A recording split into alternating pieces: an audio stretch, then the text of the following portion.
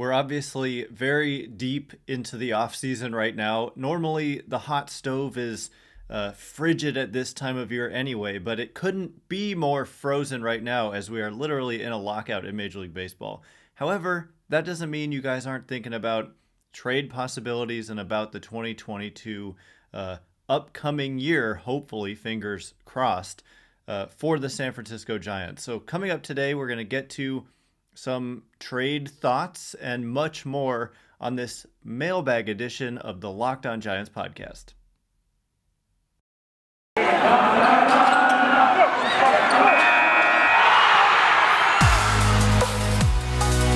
You are Locked On Giants, your daily San Francisco Giants podcast, part of the Locked On Podcast Network, your team every day.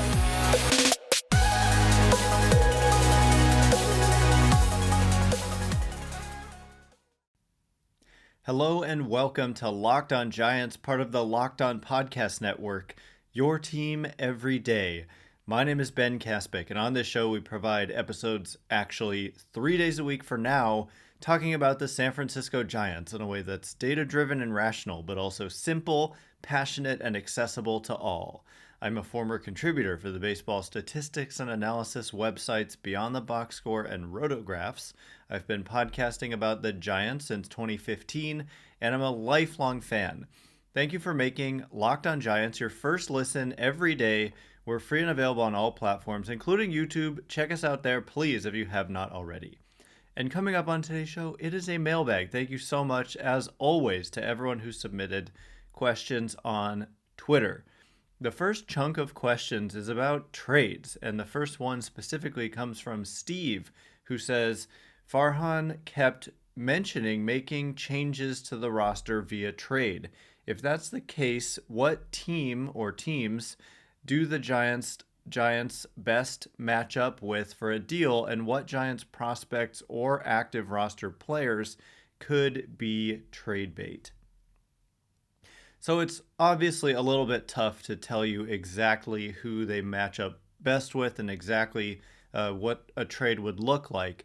But we have some clues, and there's actually a couple of teams we've talked about quite a bit, and those two teams are the Cincinnati Reds and the Oakland A's. And one of the big reasons those two teams match up kind of on paper is because the Reds, their owner, came out and said, we have to match our payroll with our resources, something like that. And so they indicated very clearly that they were in sell mode, at least reducing payroll to some extent. And they've already made some moves that were payroll slashing moves, like putting Wade Miley on waivers after he just had a really nice season for them. They're like, well, someone will claim him, and we just want to be rid of that $10 million or whatever it was that he was owed.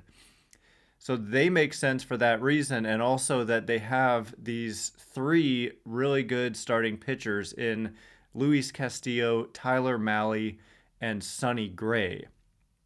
On the position player side, I'm not so sure there's a match there, but the other team is the Oakland A's, and the A's have been it's been pretty clear that the A's are also in a state where they are kind of willing to have some turnover. They're apparently listening on Matt Olson and Matt Chapman. And also, like the Reds, they have a few really good starting pitchers that are available, hypothetically, theoretically, in a trade in Chris Bassett, Sean Manaea, and Frankie Montas. And so that's 6 really quality starting pitchers that are available. And to me, and to most observers, the Giants, while their rotation is interesting and solid, and they've got 4 average or better, and I should say really 4 probably better than average pitchers in Webb, who I think could be a frontline guy and showed it's not just me saying that. He pitched like a frontline guy consistently, basically from a month and a half, 2 months into the season, all the way through till the end. And then Wood, DeSclafani, and Cobb. But if you add, pipe dream here, like a Luis Castillo with Logan Webb to the front of that rotation, it goes from being good to great, in my opinion. And so that is why these two teams match up, and there's a number of different there's different levels of talent there, so you can kind of see which deal most makes sense for your team. But I'm just going to focus on those two teams for now, and when we talk about what the return, like who might the Giants have to give up in these hypothetical deals, the first place I look is to the fact that the Giants have all these players on their roster who are out of minor league options. So that's a negative for the Giants. It's a negative for whatever team would be acquiring them. But at the same time, if you're a team that's in a rebuilding type of phase, in a phase, where you're giving up good players in a trade because you want to reset, it doesn't have to be a full-blown rebuild.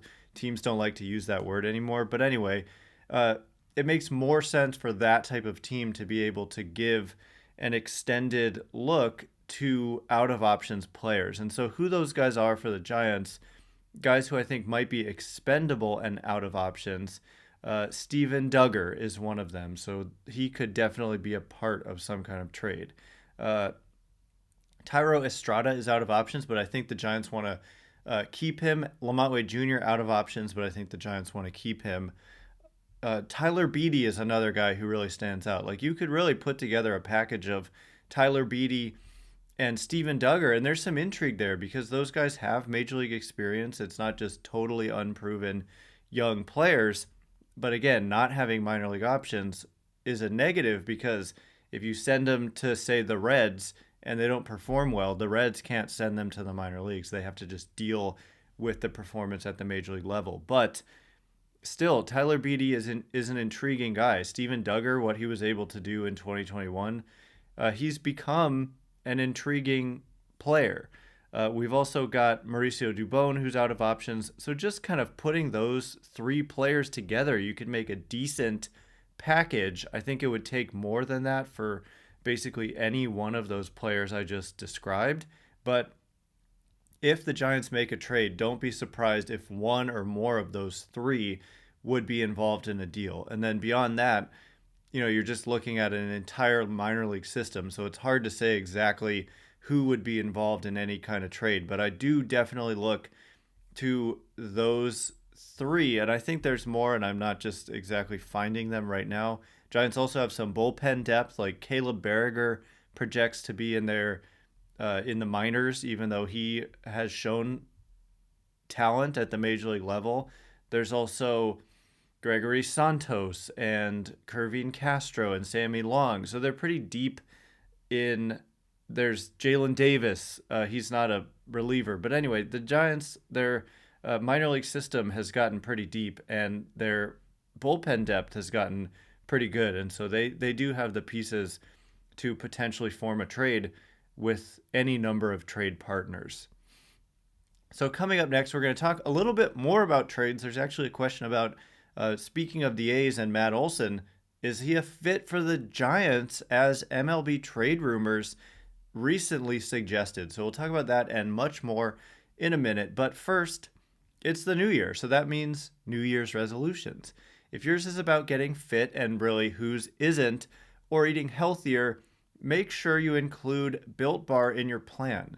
Built Bar is the protein bar that tastes like a candy bar, maybe even better than a candy bar. Built Bar makes it easier to stick to your resolution because it tastes so good you'll want to eat it, unlike other protein bars which can be chalky, waxy, or taste like a chemical spill. You want to eat healthy, it just gets so boring by week 3 or even day 12, where we are right now. You might be thinking, this isn't worth it. Show me the chocolate. Built Bars are covered in 100% real chocolate. Most Built Bars contain just 130 calories, just 4 grams of sugar, and about 17 grams of protein. It's truly an unbelievable combination. So right now you can go to BuiltBar.com and use promo code LOCKED15 to get 15% off your next order.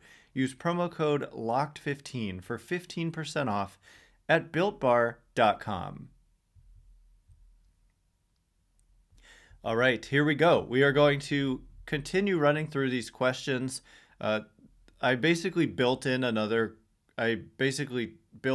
my answer another question, or the answer to another question I was asked from at Bay Area Fan 24, who said, I've been seeing a lot of Instagram pages saying we should trade for Tyler Mahle, who's one of the pitchers I just mentioned on the Reds.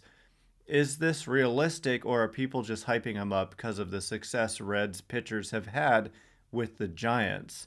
So it is realistic, although I think that Tyler Mahle well, when we're talking about Luis Castillo, Sonny Gray, and Tyler Mahle, those are kind of the obvious trade candidates, and they're all good for the Cincinnati Reds in their starting rotation.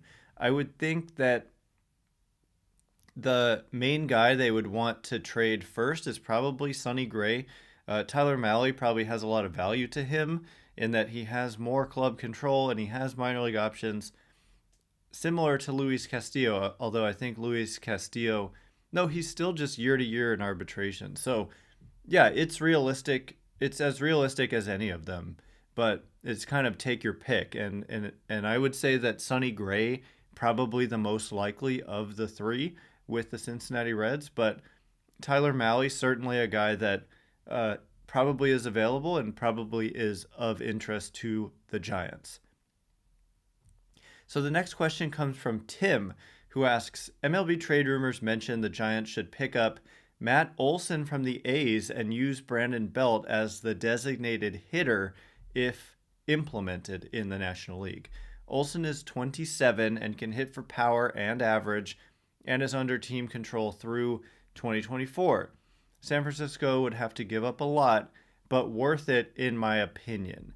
So I actually saw that same thing, and honestly, it made me scratch my head when the suggestion was made that Brandon Belt should be a designated hitter.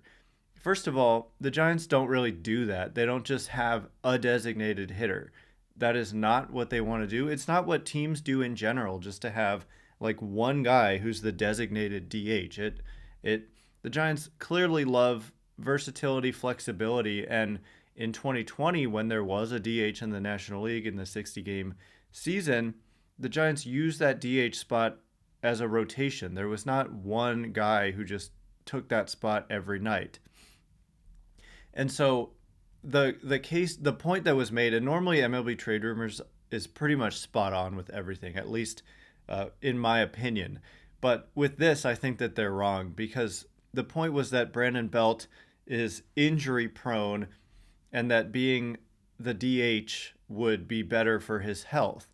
While that might be true to some extent, his injury history has very little to do with being on the field. Like, he's gotten hit by pitches, like the thumb injury. That has nothing to do with playing first base. And then the knee injury he sustained while running the bases, it has nothing to do with playing first base. And not only that, he's a really good defensive first baseman. And so you take away so much of his value by just saying, we're just going to play you at DH. I don't think that makes any sense.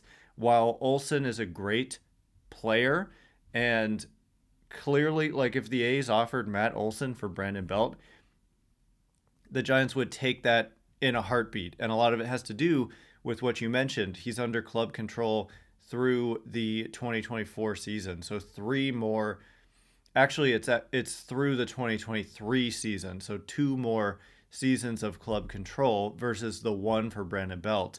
And I don't know exactly what Matt Olson's, he's arbitration eligible. So his salary, I could look up what the projected salary for Matt Olson is in arbitration, but I'm not sure that's necessary, although I'm doing it as I'm speaking here. $12 million. So he's projected to earn less than Brandon Belt, who's getting $18.4 million. And that's simply because Olson's salary is suppressed by arbitration. It's not to say that the Giants are overpaying Belt if Matt Olson is only getting $12 million.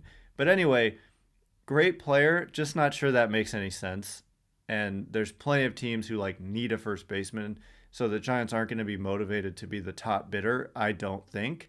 And that's kind of a crazy idea, that Belt should just be a DH and basically permanently be a DH and block that flexibility that they so love to use. Next question comes from Dave, who says, Number of regular season wins doesn't necessarily equate with going deep in the playoffs. Which do you think the front office thinks more about when building the team? And don't say both, please pick one. So this is a no-brainer to me. They definitely think more about regular season wins. I'm going to tell you, there are so many reasons for this that it's hard to even know where to start for me. Number one, you've got to get there first. Like, you can't be building your roster thinking, well, what roster is going to win in the playoffs, but disregarding how they're going to do in the regular season. Number two, and this might actually be number one, it may seem this way, but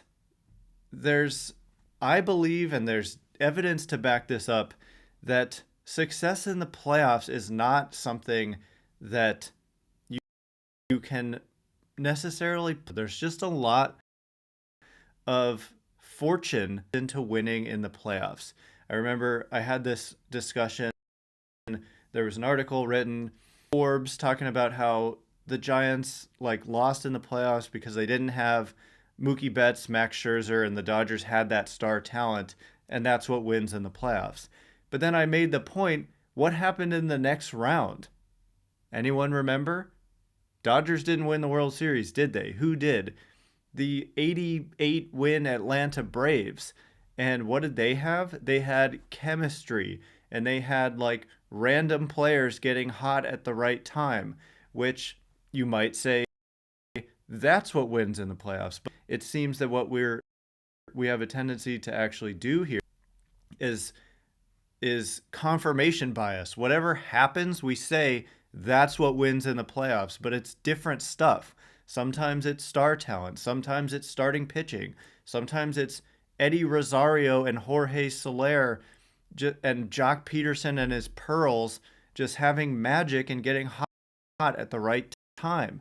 So you have to build your team to just be the best regular season team that you can. Hope that you're well equipped in the playoffs and that you're healthy in the playoffs. I think that's a big factor, more than any of this other stuff. Really, is what is your strength level when you get to the postseason? Are you at full strength? Are you missing some key players like the Giant Brandon Belt, and it really messed with their lineup? Basically, ever since Belt broke his thumb, they weren't the same against right-handed pitching. They had too many righties in their lineup, and they were a little bit vulnerable against tough right-handed pitching. And the Dodgers have that. They have some real Walker Buehler, Max Scherzer, Blake Trinan, what's his name, who throws 103, Brusdar Graterol. So Brandon Belt being injured had more to do with it to me than the fact that, I mean, Mookie Betts and Max Scherzer, yeah, they might be the best position player and best pitcher in the game. There's a case to be made. And so not every team has that, but the Dodgers had that in the next round and they lost. And Mookie Betts was terrible in the NLCS. So you can't tell me that in the division series it was about star talent, and then in the championship series it was about magic and pearls and destiny. So we want to make it a story. We want to make it seem like that's what wins in the playoffs. But to me, the best indication of how talented is a team is what did you do in the regular season. And I mentioned there's evidence to back up what I'm saying. I could find it if someone really pressed me on this. I don't know exactly where it is, but I've seen reputable people refer to it.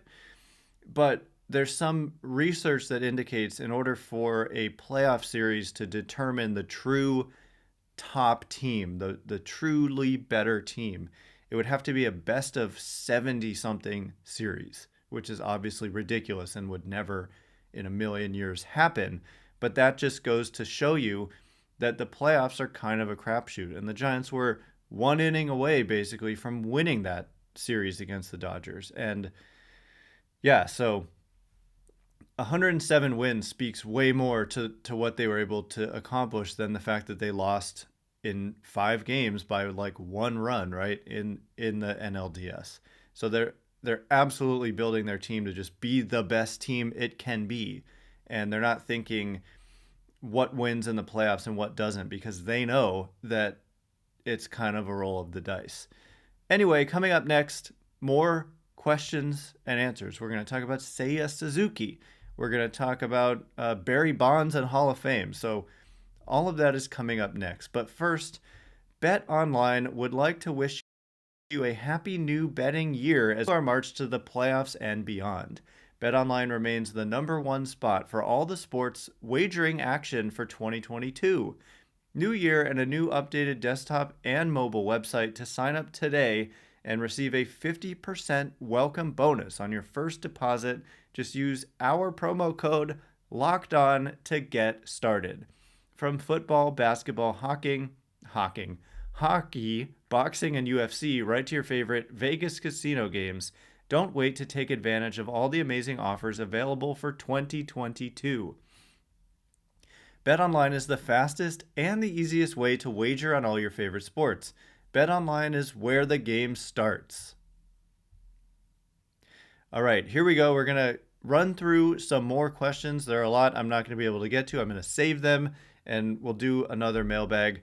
Thanks again for making Locked On Giants your first listen every day. We're free and available on all platforms.